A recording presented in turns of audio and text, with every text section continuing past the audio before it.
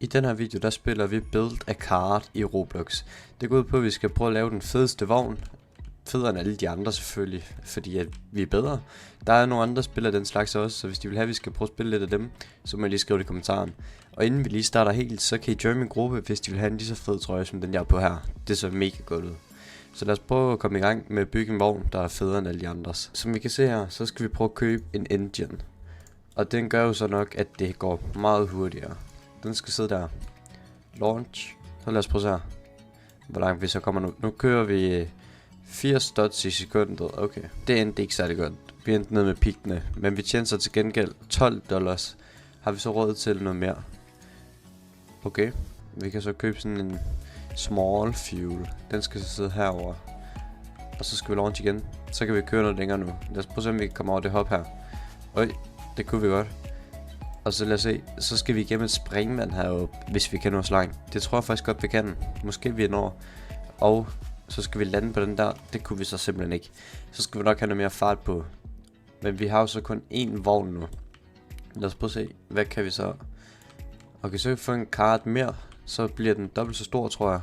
Og så kan der måske være nogle flere ting derpå. Eller vi kan købe nogle flere ting her. Men der er så... Okay, der er en V8 engine også, og en V12'er. Okay, en Big Fuel og en Giant Fuel. Og så er der alt muligt Tesla battery. Og Tesla engine. Og et eller andet turret, eller hvordan man lige udtaler det. Det kræver 2 rebirth, og der Tesla koster 1 rebirth. Så jeg tænker, at vi skal prøve at have en vogn mere, så vi kan have noget mere her på.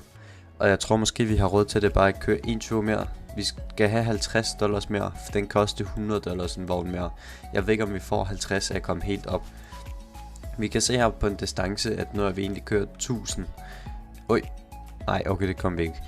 Men nu har vi kørt 1000 der. Og vi skal trykke restart. Får vi $100? Nej, det gør vi ikke. Vi tager lige... Jeg tænker bare, at vi trykker return der, sådan der. Så lad os prøve at købe en kart mere her. Bum. Lad os prøve at se her. Nu har vi simpelthen 2. Så lad os prøve at se. Er den så også mere?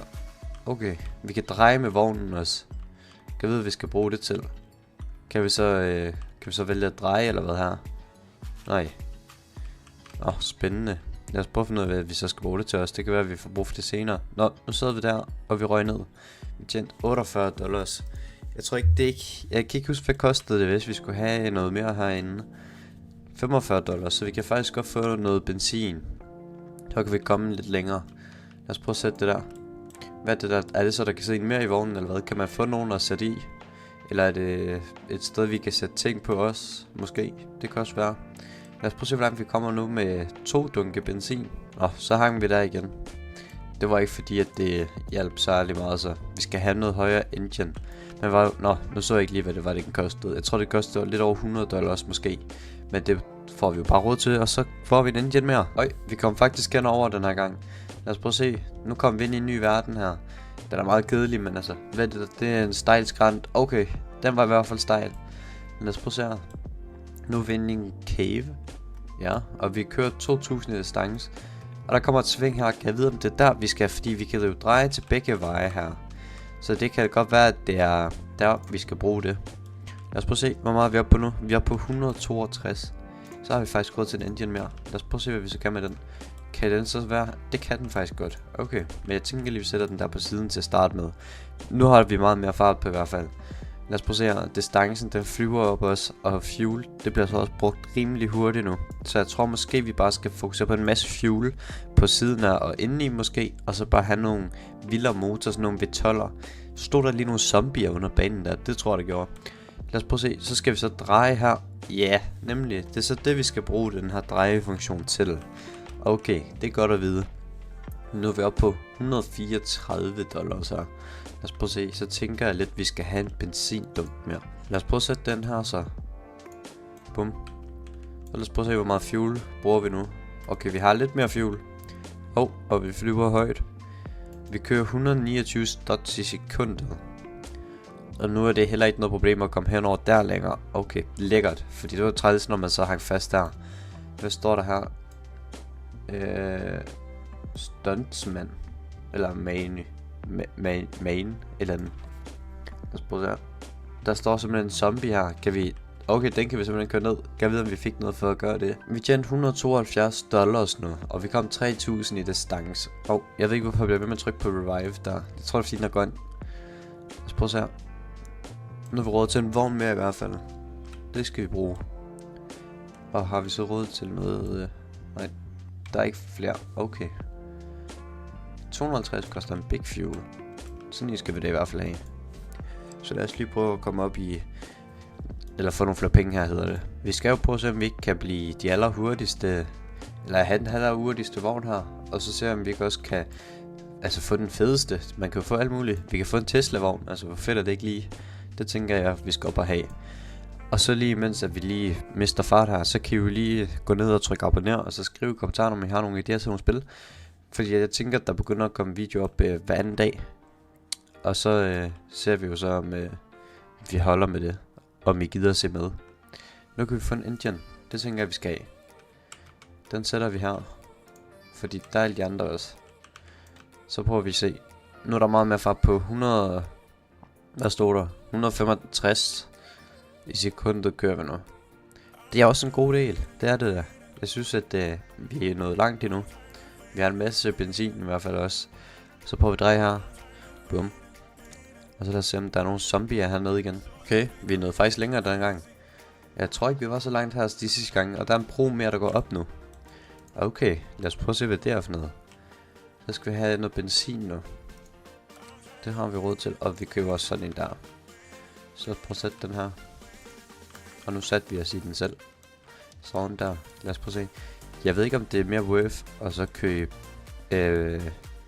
ekstra motor her, eller om der skal være benzin der. Fordi man kan sige, nu bruger vi jo også benzinen hurtigere, hvor vi kom længere før. Så jeg tror måske, det er benzin, man skal fokusere på at have der i midten af vognene. Og så bliver det sjovt at se, hvor mange vogne vi kan have. Vi kan i hvert fald også rebirth. Lad os prøve at se her. Det kræver 11 cards og 15.000. Det tror jeg ikke kommer til at tage så lang tid. Hvad skal vi bruge for at få den næste? Der skal bruge $500. Okay. Lad os lige prøve at få det, så vi kan få en vogn mere her bagved. Og så skal vi have den der motor byttet ud med benzin. Lad os prøve at køre den anden vej nu. Og så se, hvad vi kommer til her. Okay, der er så flyvehop mere. Ja. Okay, og så kommer den egentlig bare det samme sted igen. Fair. Har vi 499 nu. Så vi tager lige en rundt mere, så kan vi få en vogn mere. Og vi kan få noget benzin og motor mere. Eller nej, vi skal ikke have motor, men vi skal have 2 benzin. Må det være. Eller 3 benzindunke. Sådan der. Lad os prøve at få en kart mere her. Så er vi 3. Så hvis vi så fjerner den motor her. Sætter der. Så skal vi have 3 benzindunke. Det er der så ikke. Nej. Okay, og hvornår kommer der nye her? Det gør det om 3 minutter. Okay. Så har vi mulighed for at få en masse penge i hvert fald på de 3 minutter. Okay, jeg sidder lige og kigger her i shoppen. Jeg kan se, at der er sådan en starter pack her. Den synes jeg næsten, vi skal prøve at købe. Så får vi 5.000, vi får en V12 motor, og vi fik noget OP fuel. Sådan der. Nu prøvede vi at købe den, så ser vi fik i hvert fald 5.000 nu. Og det er jo godt. Så lad os prøve at se her. Nu har vi fået sådan en engine her. Skal vi ikke prøve at sætte den der så? Så har vi så 2 almindelige engines. Dem sætter vi bare lige her, indtil at vi får noget benzin. Men nu kan vi jo faktisk købe sådan en kart her mere. Sådan der. Og vi kan købe en til. Vi kan købe en til. Det tænker jeg bare, vi gør. Og så rykker vi de motorer der, så der kan være benzin der. Så prøver vi at køre igen. Okay, den engine der, den gjorde i hvert fald et eller andet. Der er fart på noget 200 og et eller andet studs kører vi i sekundet. Det er rigtig godt. Lad os prøve at se her, hvor meget er det vi kører. 211 studs i sekundet kører vi med nu. Og så skal vi bare have en masse benzin, og vi har en rimelig lang vogn også nu.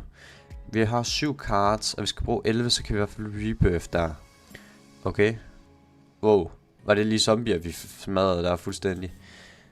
Okay, spøgelsestog også. Ja, hvorfor ikke? Lad os prøve at se her. Har vi råd til noget fuel? Det har vi. Og vi kan også købe det der. Okay. Det er jo rigtig godt, det der. Bum. Og så har vi sådan en her. Sæt den der.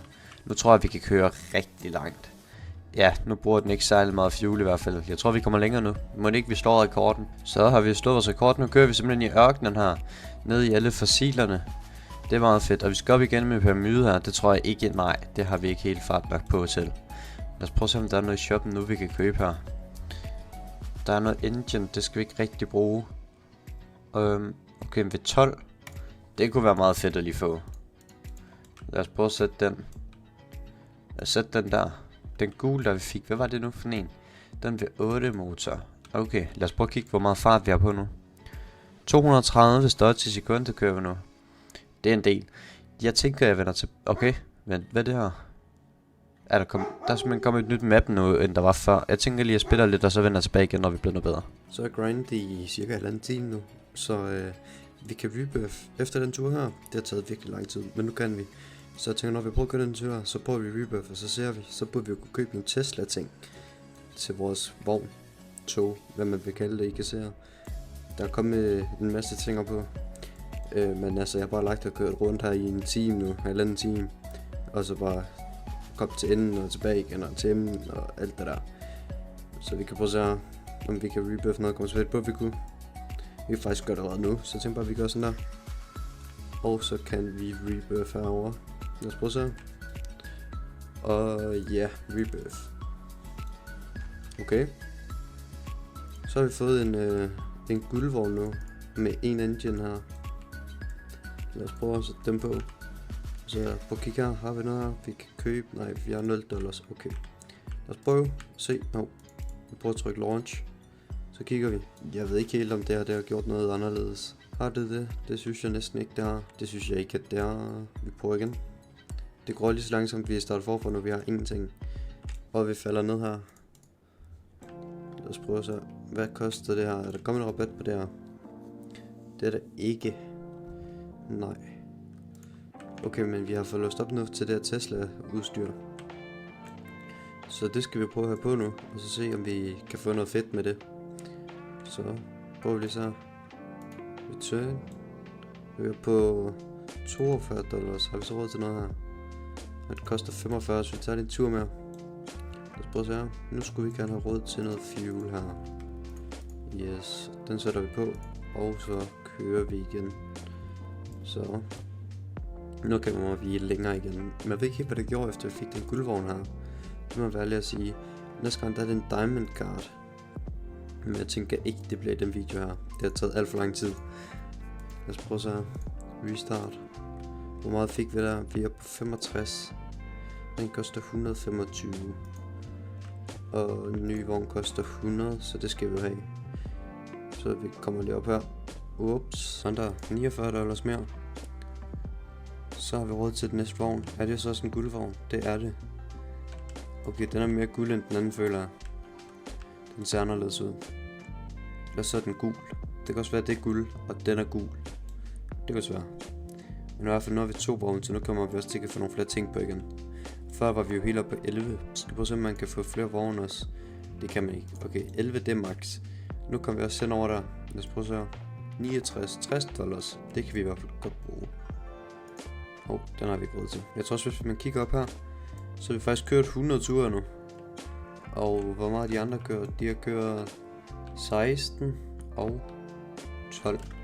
Men alle dem, man spillet med, da vi startede, de er ikke inde længere. Så vi kan lige på så her. Hvor meget vi er på 139, så vi har faktisk råd til en motor mere.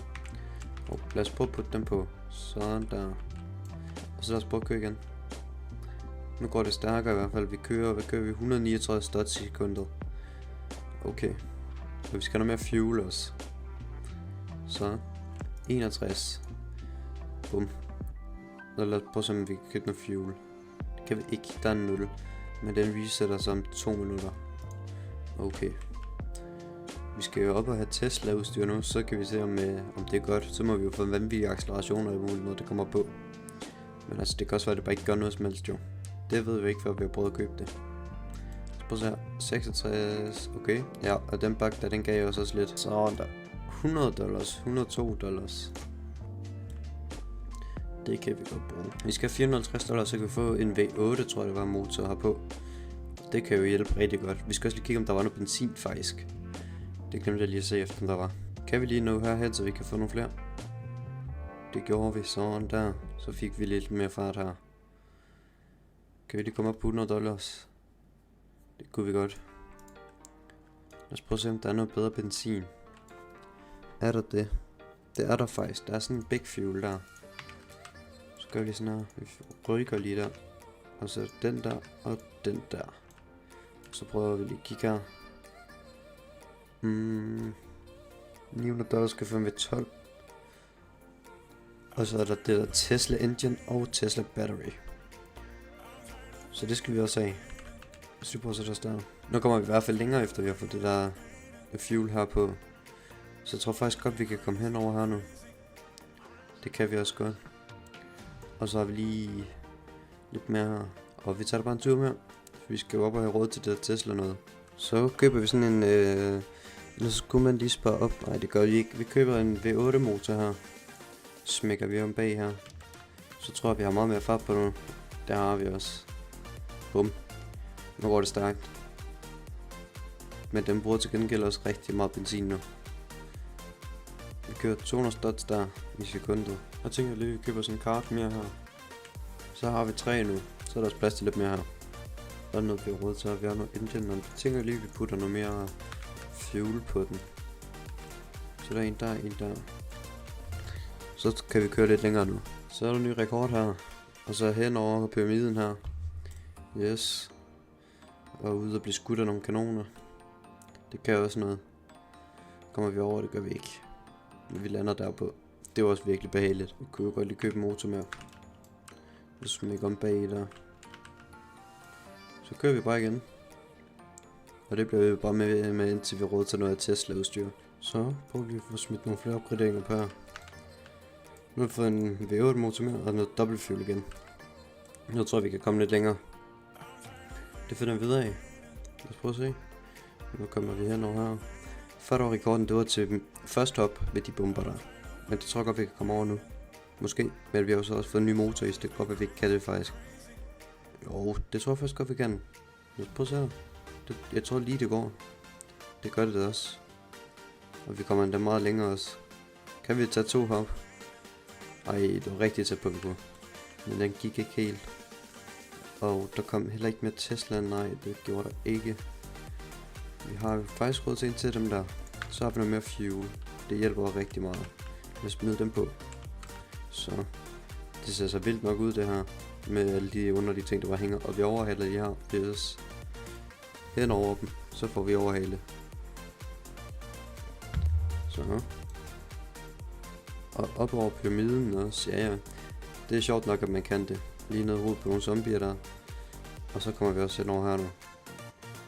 Og så kommer vi videre til en ny verden her. Distance den er på 6.000. Og så dør vi her. Koster en ny vogn, der koster 1.250. Og så er der noget her. Der er ikke kommet mere. Nej. Det er der ikke.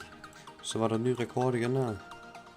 Så kom vi... Eller hvad? Jo. Nej, det måske var en ny bane, der kom faktisk. Det begynder at blive meget ens det spil her. Så jeg tænker også, at vi afslutter episoden, når vi har fået prøvet det der Tesla noget. Det skal vi simpelthen have prøvet. Vi er nødt til at se, hvor OP vi bliver at køre med Tesla udstyr på vores vogn. Det kan jo godt være, at vi bare kommer til at fræse igennem hele banen. Det ved man jo ikke. Det finder vi ud af. Er der simpelthen kommet 2 Tesla-batterier på markedet her? Jeg synes, vi skal prøve at købe dem. Og så skal vi bare prøve sådan en Tesla Engine, når det kommer. Lad os prøve at sætte sådan nogle her på. Vi sætter en der. Og så prøver vi at sætte en her. Og så ser vi, om det her det er vejen frem. Eller om det er bare spild. Lad os prøve at se her. Hvis vi kigger ned på fuelen hernede. Tror jeg. Det er måske fuelen. Det kunne godt ligne, at det blev bedre nu. Men jeg ved ikke, hvor meget bedre jeg synes, det er blevet. Altså jeg ved ikke om... Nu kan jeg se, at nu har jeg optaget i 3,5 time har jeg optaget endnu. Så jeg ved ikke, om jeg synes, at det her det er særlig godt. Altså vi har jo kun grindet efter at få det Tesla noget. Og det har taget 3,5 time. Og det ved jeg ikke helt, om jeg synes er... Om det er det værd. Det ved jeg ikke helt. Men nu har vi det, og vi har testet det. Og så mangler vi jo bare at teste sådan en engine. Men det virker til, at det faktisk er lidt sjældent, at det kommer på markedet. Fordi at den der engine har jeg ikke set, imens jeg har spillet. At den har været værd, så man kan købe den. Så jeg tror bare, at det er halvsjældent, måske faktisk. Og så få det. Men i hvert fald, jeg tænker, det var det for den her video. Så skynd jer ned, abonner, like, skriv en kommentar. Og så husk at join min gruppe. Tak fordi I med. Hej.